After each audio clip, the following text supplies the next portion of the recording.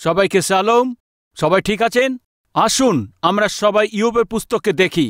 ইয়োব প্রতিষ্ঠিত ছিল, ধনবান ছিল, আত্মিক ছিল। কিছু লোকের কাছে ধন আছে, আত্মিকতা নেই। কিছু লোকের কাছে আত্মিকতা আছে কিন্তু ধন থাকে না।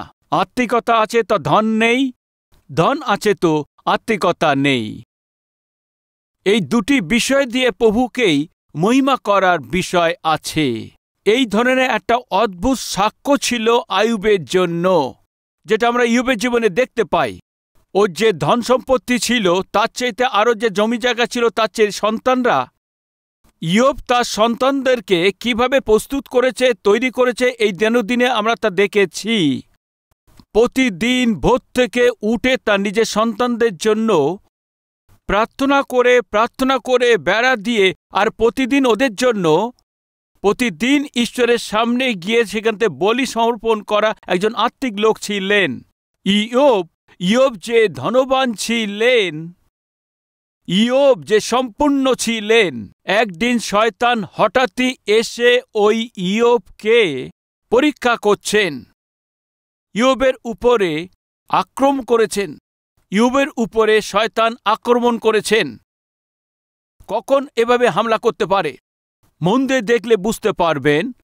ইয়োব যখন সমৃদ্ধ অবস্থায় আছে, দ্বিতীয় ইয়োব যখন আনন্দিত ছিল, তৃতীয় যখন ইয়োব সর্বস্বের চারিদিকে আছে, প্রথম যখন ও সমৃদ্ধ অবস্থায় আছে, দ্বিতীয় যখন ও আনন্দিত হয়ে আছে, তৃতীয় তার সর্বস্বের চারিদিকে আছে।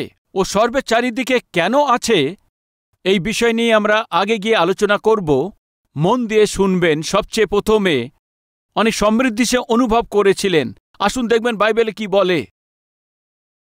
ইয়োবের 1:10, তুমি তাহার চারিদিকে, তাহার বাটির চারিদিকে ও তাহার সর্বস্বের চারিদিকে কি বেড়া দাও নাই? তুমি তাহার হস্তের কার্যেও আশীর্বাদযুক্ত করিয়াছ এবং তাহার পশুধন দেশময় ব্যাপিয়াছে। শয়তান তাকে বললেন, তুমি ইয়োবকে অনেক আশীর্বাদ করেছ। ও যে কার্য করে সেই কার্যতে তুমি অনেকভাবে আশীর্বাদ করেছ। প্রভু, তুমি আমার কার্যতে আশীর্বাদ দাও। আমি যা কিছু করি তুমি এতে আশীর্বাদ দাও। যারা বলছেন হাত দেখান। রাইট? তাহলে কি করতে হবে? আমাদের কাজেতে প্রভু আশীর্বাদ করতে হবে। তাহলে কি করতে হবে? শুয়ে পড়তে হবে। বিশ্বাস যারা করছেন তালি বাজান। অনেক মন দিয়ে শুনছেন আপনারা। আজ যদি আমাদের কাজেতে আশীর্বাদ দরকার হয় তাহলে আমাদেরকে কি করতে হবে? জোরে বলুন। প্রার্থনা করতে হবে। এই তো আছে একটা পরিবারের ঝগড়া। এই কারণ একজন স্বামী আমার সঙ্গে সাক্ষাৎ করেছে। সে বলছে আমার স্ত্রীর জন্য প্রার্থনা করবেন। কি প্রার্থনা করব? ও কেবল প্রার্থনাই করতে থাকে। এ কি আছে? আপনি কিছু বুঝতে পেরেছেন? এক স্বামী এসে বলছে আমার স্ত্রীর জন্য প্রার্থনা করুন। ও শুধু প্রার্থনা করে থাকেন। কেননা এ শুধু প্রার্থনা করে এই জন্যতে। প্রার্থনা করার জন্য স্ত্রীর জন্য আমি কি প্রার্থনা করব? পাস্টার বাবু, বিয়ের পর যদি শুধু প্রার্থনা বলতে থাকে, ঘরের কাজ কে করবে? বাকি জিনিসে আর কে ধ্যান রাখবে?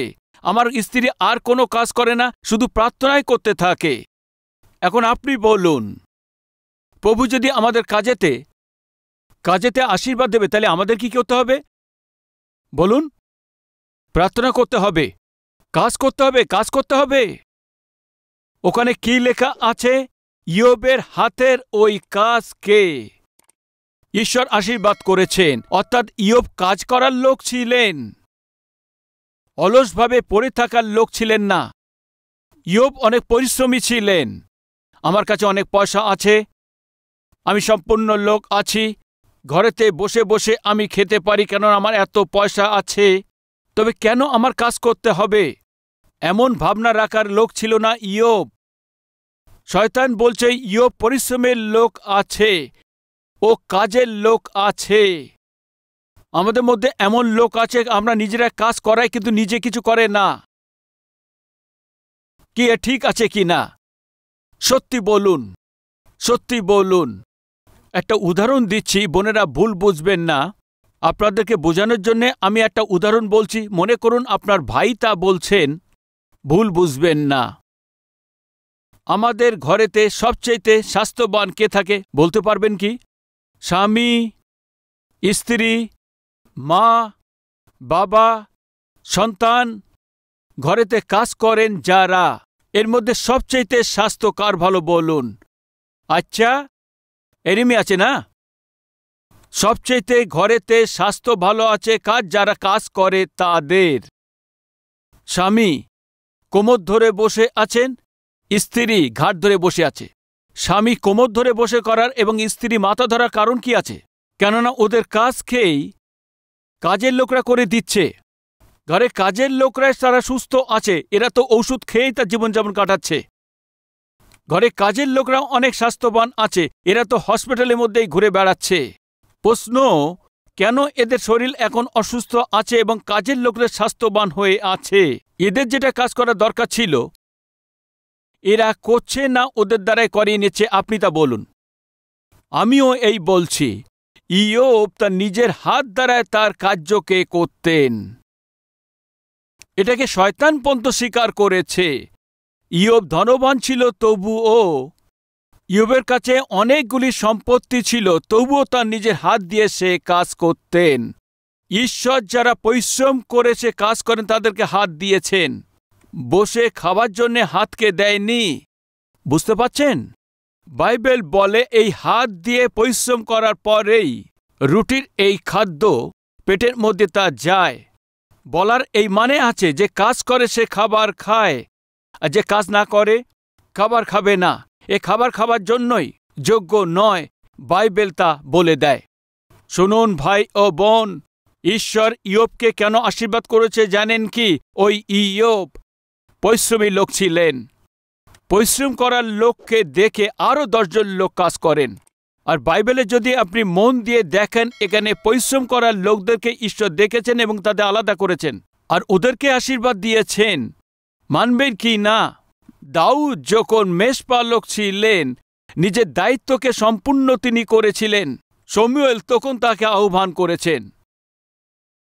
মোশি যখন তার মেষদেরকে চড়াচ্ছেন, তখন ঈশ্বর তাকে আহ্বান করেছিলেন। যখন গিদিয়ন সে ঝাড় দিয়ে সেখানে ঝাড় দিচ্ছেন, তখন ঈশ্বর তাকে আহ্বান করেছেন। পিতর যখন যাকব যখন এরা জাল ফেলছে, যখন ওরা ওখানে পরিশ্রম করছেন, তখন যিশু তাদের নিজের পিছনে আসতে বলেছেন। আর যখন আমরা দেখি বাইবেলেতে এই ধরনের লোকদেরকে তাকে আহ্বান করেছেন, যারা পরিশ্রম করেছে তাদেরকে আলাদা করেছেন, অনেক আশীর্বাদ দিয়েছেন। তো ঈশ্বরের যে কাজ না করে এবং অলস লোকের দরকার নেই, শুয়ে থাকে যিনি, পরিশ্রম করেন না যিনি, বসে বসে খাবার লোক, এমনই লোক, পরিশ্রমের লোক দরকার, এমন চাই। প্রভু যে যাদেরকে দিয়ে কাজ করেন তাদের দরকার নেই, বরঞ্চ নিজেই সে কাজ করতে পারে, তাদের প্রয়োজন আছে। তো ইয়োব পরিশ্রমী ছিলেন। আপনার মনে আছে এলিশিও যখন ও ক্ষেতের মধ্যে কাজ করছে, তখনই তাকে এলিও এসে তার নিজের কম্বল এলিশের উপরে দিয়েছিলেন। এলিশের কাছে অনেক ধরনের একর জমি ছিল। ওর পিতার একমাত্র পুত্র ছিলেন, ধনবান ছিলেন। কিন্তু এদিকে এলিশের পিতা কি করছেন? একই তো ছেলে আছে আমার, কেন ও পরিশ্রম করবে? ঘরেতে বসিয়ে বিনামূল্যে রুটি তাকে দেয়নি। ভালোবেসেই অলস তাকে তৈরি করতে শেখাননি, তাকে পরিশ্রম করতে শিখিয়েছেন, পরিশ্রম করে কাজ করতে শিখিয়েছেন। তো এলিশা সে চেয়ারের উপরে বসে পা তুলে দিয়ে, যাও এই কাজ করো, ওইভাবে কাজ করো। এলিশা তা তেমন করেননি। এলিশা ও নিজেই সেখানে হাল দিয়েছেন, তা দেখতে পেয়েছেন। যখন ও হাল জুটছে তখনই ঈশ্বর এলিশাকে ডেকেছেন। ভাই ও বোন, আমাদের কাজের জন্যে আমরা করতে পারি এবং অন্যদের জন্য আমরা সাহায্য নিতে পারি, কিন্তু যে কাজ আমার করার দরকার সে কাজ না করে আমি যদি অন্যর কাছে সমর্পণ করি, তো বলুন তাহলে আমাদের কি হবে? বলুন তাহলে কি হবে? বিছনার উপরে পড়ে যাবেন, হসপিটালেতে পড়ে যাবেন। ঘরের লোকদেরকে আমরা কিসের জন্য রাখি? যেন আমাদের ঘরের লোকদের কাজ করে, এই জন্য নয়, বরঞ্চ যে কাজ আমরা করছি আর যে কাজটা আমার দেরি হবে না তাকে দিয়ে ওদের দিয়ে সাহায্য নেওয়ার জন্যে, সম্পূর্ণ তাকে ভাত দেওয়ার জন্যে, তা নয়। আর যদি সব কিছু ও করে তাহলে স্বাস্থ্যবান ওই থাকবে, তাহলে আমরা হাসপাতালের দিকে যাব। তো আমাদের অসুখ অবস্থাকে দেখে আমাদের কাজের লোকরা এভাবে বলবেন, একটু শরীরকে যদি খাটাতেন তো আপনিও আমার মতো অ্যাক্টিভ থাকতে পারতেন। সবকিছু আমার হাতে সমর্পণ করেছেন, আমি তো ভালো আছি। এমনই সব হয়ে গেছে। এমন অবস্থা আপনি না দেখতে চান তো অবশ্যই পরিশ্রম করুন। ইয়োব আত্মিক আছে, ধনবান আছে, সম্পন্ন আছে, এটা ভুলবেন না। ও পরিশ্রমী ছিল। এর প্রতিফল কি হয়েছে? বরং শয়তান নিজে এসে বলছে ওর ওই হাতের কার্যকে তুমি অনেকভাবে আশীর্বাদ দিয়েছ, আর তার সম্পত্তি দেশময় ব্যক্ত হয়েছে। ঈশ্বর আপনার হাতের কাজকে আশীর্বাদ দিতে চান, তার জন্য কি করতে হবে? যেমনভাবে কিছু বোন আমাকে বলছেন, একটা বোন প্রার্থনা করছে। প্রার্থনা তো অবশ্যই করতে হবে। প্রার্থনা তো মুখ দিয়ে করতে হবে, হাত দিয়ে কাজ করতে হবে। ইয়োব তো ওই করেছেন। এটা ছেড়ে দিন, মুখ দিয়ে প্রার্থনা করে আর হাত যেন কোনো কাজ না করতে পারে, তা প্রয়োজন নেই। যেভাবে বাইবেল বলে দেয়, আপনার যে দায়িত্ব দিয়েছেন সে সম্পূর্ণভাবে সেটাকে সম্পূর্ণ তা করুন। যে কাজ প্রভু আপনার হাতেতে দিয়েছেন, তো সে কাজের মধ্যে আপনি আশীর্বাদিত হতে চান, তো পুরো শক্তি দিয়ে সেটা করতে হবে। অন্য ছাড়া আরো ভালো আপনাকে সেটা করতে হবে, তবেই আশীর্বাদ দেবেন। আপনার সহভাগিতা যখন অবিশ্বাসীরা থাকে, যখন অবিশ্বাসের মধ্যে দিয়ে 8 ঘন্টার মধ্যে যদি 7 ঘন্টা কাজ করতে হয়, তো আপনি যে বিশ্বাসী আছেন, আপনাকে 8 ঘন্টার মধ্যে কত সময় কাজ করতে হবে তা আপনিই বলুন। পুরো 8 ঘন্টাই করতে হবে। এই জন্যে আমরা যে যিশুর প্রতি বিশ্বাস করি, এই জন্য আমাদের আশপাশে আছে যারা, তাদের চেয়ে বেশি পরিশ্রমী হতে হবে। তবে আপনাকে দেখে প্রভু আরো আশীর্বাদ করবেন। নয়তো বলবে অবিশ্বাসী এত পরিশ্রম করছে, তুমি তো অলস আছো। পিপিলিকার কাছে যাও, দেখো ওরা কত পরিশ্রম করছে। এমন চেতনা প্রভু অবশ্যই দেবেন। তো শয়তান পরীক্ষা নিয়ে আসে কখন? যখন ইয়োব সম্পূর্ণতার সঙ্গে চলছে, তখনই। প্রিয় ভাই ও বোন, আমাদেরও জীবনে পরীক্ষা আসতে পারে। কখন কিভাবে ওখানে আমাদেরকে মুখোমুখি হতে হবে তা আমরা জানি না। হতে পারে আপনি সেখানে 5, 10, 15, 20 বছর আপনি অনেক পরিশ্রম করেছেন, সম্পন্নতায় আছেন, আর যখন তার এই প্রতিফলকে উপভোগ করছেন, তখন অনেক সাবধানে থাকুন, কেননা শয়তান আপনাকে পরীক্ষার মধ্যে আছে। যখন আপনি আশীর্বাদ প্রাপ্ত হন, সমৃদ্ধি প্রাপ্ত হন, আপনি যখন প্রতিফল পাচ্ছেন, আপনি যখন উপভোগ করছেন, শয়তান তাক লাগিয়ে বসে থাকেন। আপনি লম্বা প্রমোশনের জন্য যখন অপেক্ষায় থাকেন, ও আপনি পেয়ে গেছেন আর পাওয়ার পর আপনি আরাম করে বসে আছেন, তখনই বিপদ আছে। অনেক দীর্ঘদিন ধরে আপনি সন্তানের জন্য প্রার্থনা করছেন, ঈশ্বর আপনার প্রার্থনাকে শুনে নিয়ে আপনার সন্তানকে আশীর্বাদিত করেছেন। আশীর্বাদ করার পর আপনার বিশ্বাস যেন নরম না হয়। যে আশীর্বাদ প্রভু আপনাকে দিয়েছেন, যে সমৃদ্ধি ঈশ্বর আপনাকে দিয়েছেন, প্রভু ছাড়া যদি আনন্দিত হতে চলেছেন, তাহলে সাবধান, শয়তান আপনার ওই তাক করে বসে আছেন। আরেকটা বিষয় আপনি ধ্যান রাখুন, যতই আপনি আত্মিকতায় চলুন, যখন আপনি প্রভুর আশীর্বাদকে, সমৃদ্ধিকে আপনি যখন উপভোগ করতে থাকেন, তখন শয়তান তাক করে বসে থাকেন। শয়তান এসে প্রভুকে বলতে থাকেন, ও কেন তোমার আরাধনা করছে জানেন কি? ও তোমার প্রেম কেন করছে তুমি জানো কি? ও তোমার স্তুতি করছে কেন তুমি জানো কি?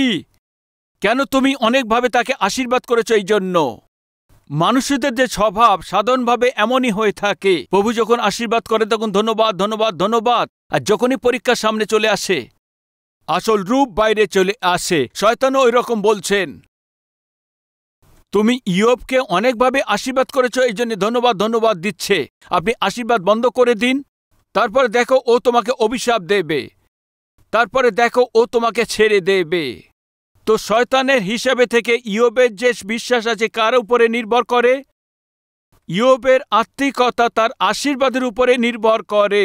ইনডাইরেক্টলি ওই এই বলতে চাই, এই জন্য তোমার কি সেবা করছে, তোমার উপরে এই জন্যেই বিশ্বাস করছে কেননা তুমি তাকে আশীর্বাদ করেছ। এই জন্যে ইয়োব বাস্তবেতে আশীর্বাদকে তিনি প্রেম করেন, কিন্তু আশীর্বাদকে যিনি দিয়েছেন ইয়োবের জীবনে এসব গুণ নেই। সত্যিকারে ইয়োবের জীবনে কি তা নয়? কেন প্রভু সান্নিধ্যে আসেন? আশীর্বাদের জন্য আসেন। কেন প্রভু সান্নিধ্যে আসেন? যেন তার প্রয়োজন জিনিসটা পূর্ণ হয়। কেন আছে সেই প্রভু সান্নিধ্যেতে এখন? কেননা তার সমস্যা থেকে, যন্ত্রণা থেকে, রোগ থেকে আপনি বাইরে আনতে পারেন, মুক্তি দিতে পারেন, ও যাতে প্রাপ্ত করতে পারে। আর যদি আমার প্রয়োজন যদি ঈশ্বরটা মিটিয়ে দেন, তারপরে আত্মিকতা সেখানে জগতে থাকবে না ওখানে সম্পূর্ণ হারিয়ে যাবে, ও প্রভুর উপর সম্বন্ধ আছে তা নির্ভর করে। অনেক লোকরা প্রভুর সান্নিধ্যে আসে, প্রভুর আশীর্বাদকে তারা পায়, সেটা পূর্ণ হয়ে যায়, তারপরে প্রভুকে ছাড়া ছেড়ে চলে যায়। একটা উদাহরণ আপনাদেরকে মনে করাতে চাইছি। একটা ছেলের মধ্যে দুষ্ট আত্মা ছিল। দুষ্ট আত্মা প্রাপ্ত এই ছেলেটি তার নিজের মাকে মারতেন, তার বাবাকেও তিনি মারতেন। ঘরে কোনোদিনই শান্তি ছিল না, সমাধান ছিল না, কোনো পরামর্শ ছিল না। তখন কেউ তাকে বলেছিলেন কি কালভারি টেম্পলে যাওয়াতে তোমার পুত্রও ঠিক হয়ে যাবে, কিন্তু কুকুটপল্লীতে তখন কালভারি টেম্পল ছিল না। তখন গ্রামে গ্রামে গিয়ে সেখানে প্রচার করতেন এবং সেখানে একটা ছোট সভা ছিল, কিন্তু টিভিতে বাক্যের এই উপদেশ দিয়ে থাকতেন 2003-তে। তো এইভাবে একদিন ওই ছেলেটাকে ওই ছোট সভাতে তাকে সঙ্গে করে নিয়ে এসছে।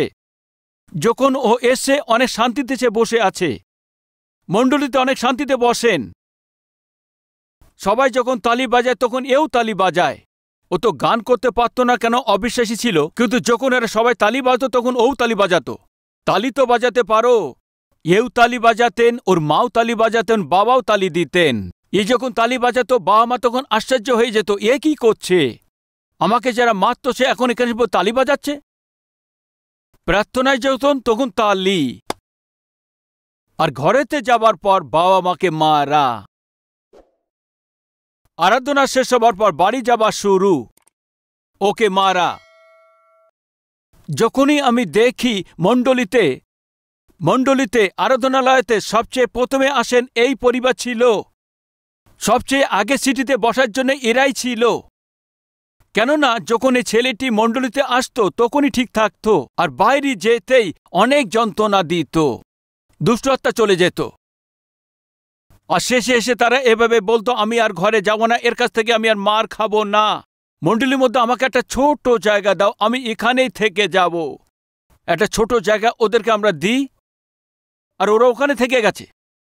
যখন এই মণ্ডলীতে ওই ছেলেটি থাকে তখন কত ভালো ছেলে ছিল। এ শয়তানের একটা পদ্ধতি আছে, শয়তানের একটা চাল আছে। বলছি, আসুন দেখুন প্রথম অধ্যায়ে 12 পদেতে। তখন সদাপ্রভু শয়তানকে কহিলেন, দেখো তাহার সর্বস্বই তোমার হস্তগত, তুমি কেবল তাহার উপরে হস্তক্ষেপ করিও না। তাহাতে শয়তান সদাপ্রভুর সম্মুখ হইতে বাইরে গেল।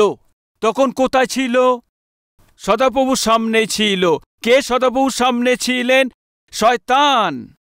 যত সময় সদাপ্রভুর সামনে ছিল অনেক ভালো ছিল।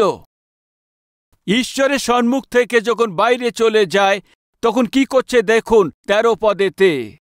পরে কোনো একদিন ইয়োবের পুত্রগণ তাহাদের জ্যেষ্ঠ ভ্রাতৃর গৃহেতে ভোজন ও দ্রাক্ষারস পান করিতেছিলেন। এমন সময় ইয়োবের নিকটে এক দূত আসিয়া কহিল, বলদেরা তো হাল বইতেছিল এবং গর্দভীরা তাহার পাশে চরিতেছিল।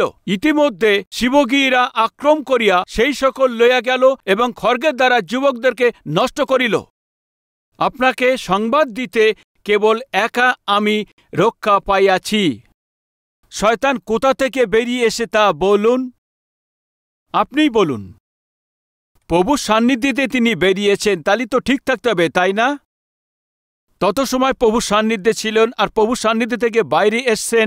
এখনো পর্যন্ত প্রভু সান্নিধ্যে ছিলাম, এখনো তো ভালো থাকতে হবে। ও পবিত্র ঈশ্বর আছে, ধার্মিক আছে, ন্যায় আছেন, ভালো আছেন, খুব আছেন, সব কিছু দেখেন এবং জানার বিষয় আছেন। এসব ভেবে নিয়ে যখনই প্রভু সান্নিধ্য থেকে ও বাইরে আসছে তোকে ভালো থাকতে হবে, তাই না? ঠিক থাকার দরকার ছিল না? ন্যায় হওয়ার দরকার ছিল না, সিদ্ধতা থাকার দরকার ছিল না, ভালো থাকার দরকার ছিল না? না, তা হয়নি। কেন? ও শয়তানের পক্ষে সম্ভব ছিল না। এইভাবে শয়তানকে যারা অনুকরণ করে তারাও হতে পারে না।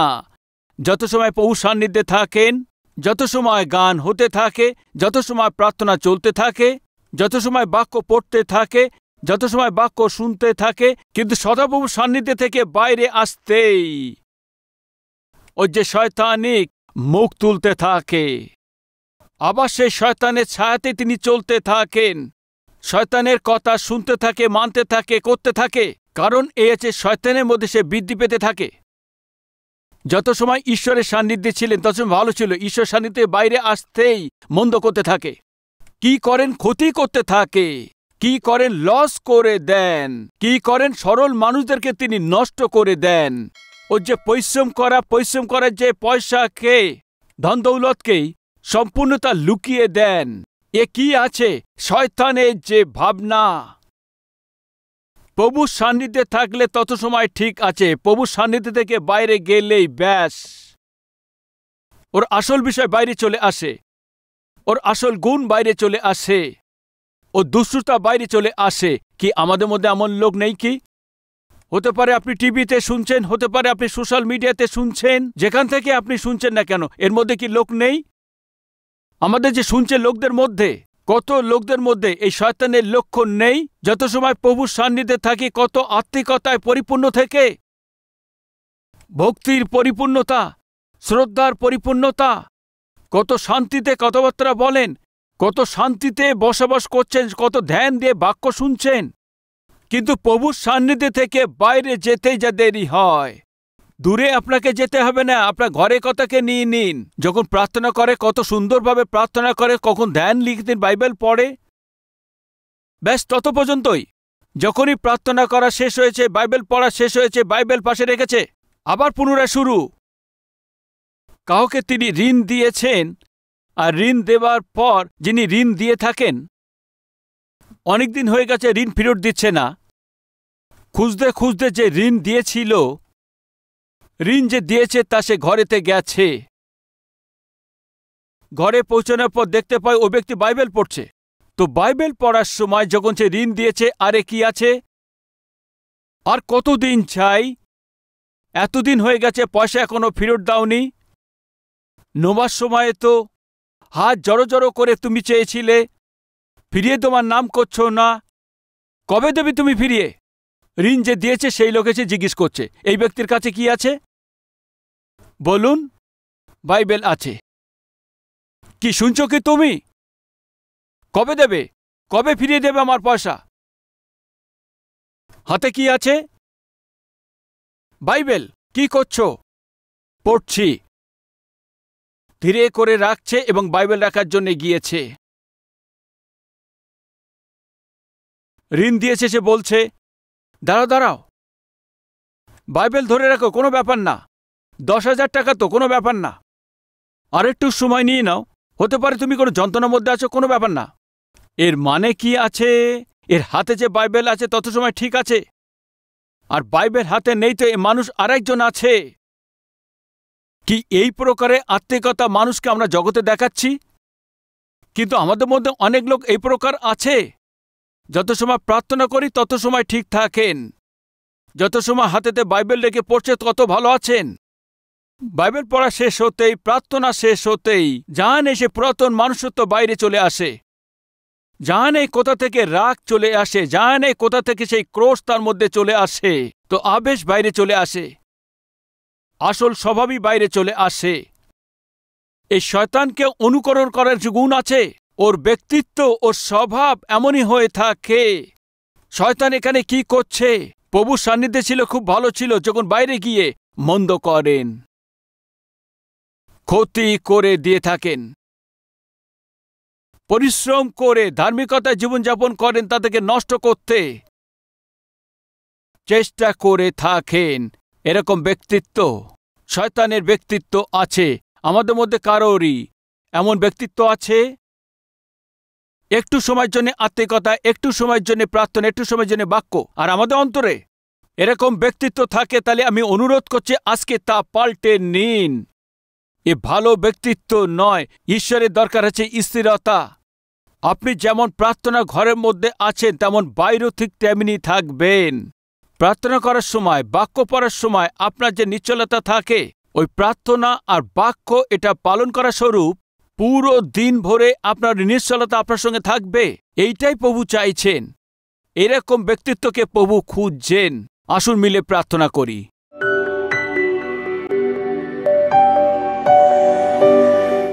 মহাপবিত্র প্রেমিক পিতা ঈশ্বর, শয়তান বলছে তুমি তাকে আশীর্বাদ দিয়েছ, এই জন্যে ও আত্মিকতা দেখাচ্ছে। আশীর্বাদকে ফিরিয়ে নাও, ও তোমাকে অভিশাপ দেবে। কিন্তু ওই দিন ইয়োবের উপরে বিশ্বাস করেছেন। ইয়োব এমন ছিলেন না বললেন। প্রভু ওই দিন ইয়োব তো আপনার কথা মানকে রেখেছেন, আপনার মাথাকে উঁচু করেছেন। এমন আত্মিকতা আমাদেরকে সবাইকে দিন পিতা। শয়তান যখন আমাদের কথা নিয়ে আপনার কাছে আসে, আমাদের ব্যাপার নিয়ে যখন এই প্রকারে বলতে থাকে, হে পিতা আমাদেরকেও আপনার সম্মান করতে পারি, আপনার মাথা উঁচু করতে পারি, এমন জীবন আমাদেরকে প্রত্যেককে দিন পিতা। এই আত্মিক যাত্রাতে আপনার থেকে দূরে না গিয়ে, আপনাকে না ঠকিয়ে, আপনার উপরে নির্ভর করে আপনার সাথে যেন এগিয়ে যেতে পারে অনুগ্রহ দিন। প্রার্থনা যীশু খ্রিস্টের নামেতে চাইছি, শুনুন এবং গ্রহণ করুন। আমেন।